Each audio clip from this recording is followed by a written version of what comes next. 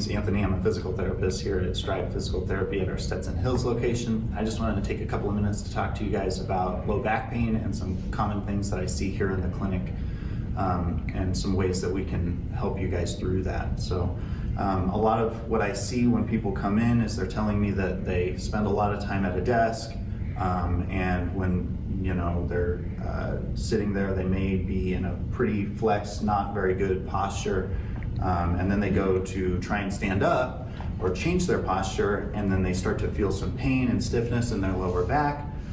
You may also feel this pain and stiffness right away when you get up in the morning, and it might just take you a little while to kind of loosen up, is the way that it feels. And really, all it is we're spending too much time in one position, and then our back isn't really used to getting into a different position. So a lot of people feel like when they're feeling this pain and stiffness in the low back that they want to try to stretch out their back, maybe reach down towards their toes, and they feel a good stretch there. And it feels good when they're in that position in the moment, but then they come back up, and usually it's not any better than it was before. So what we're gonna do is work on training your back to accept load and accept an extended position, as opposed to this flex position that we're spending too much time in. So we're gonna come over here to the wall.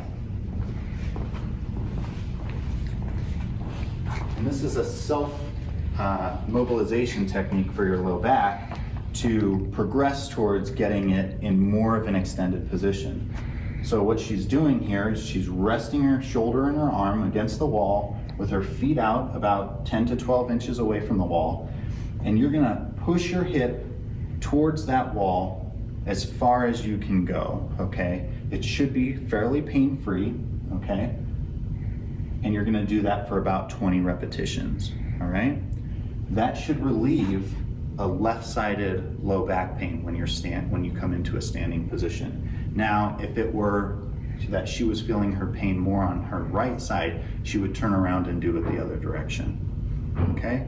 Now, as a progression to that, when that one starts to feel pretty good and we're not having any pain with it, then we can come over and you can use a bed or just do this on the floor if it's not too much for you to get up from the floor, and we're gonna progress towards just doing a full extension of the low back.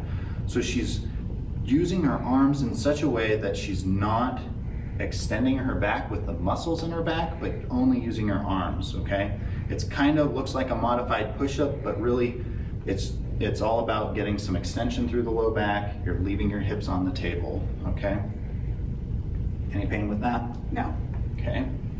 And then the next one is going to help with your hip mobility to take some of the stress off of the low back. Another really common thing that we see is some tightness and restriction in the hamstrings.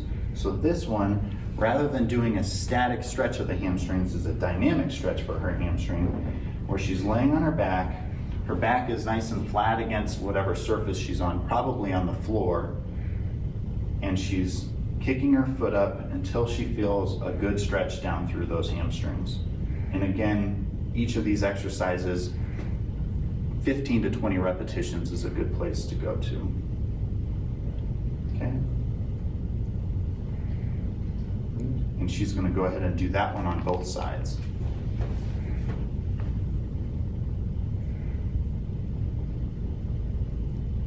Great. If you guys would like these exercises, if you want to try them at home, you can click the link and you'll have a PDF handout of all of those exercises. Thank you.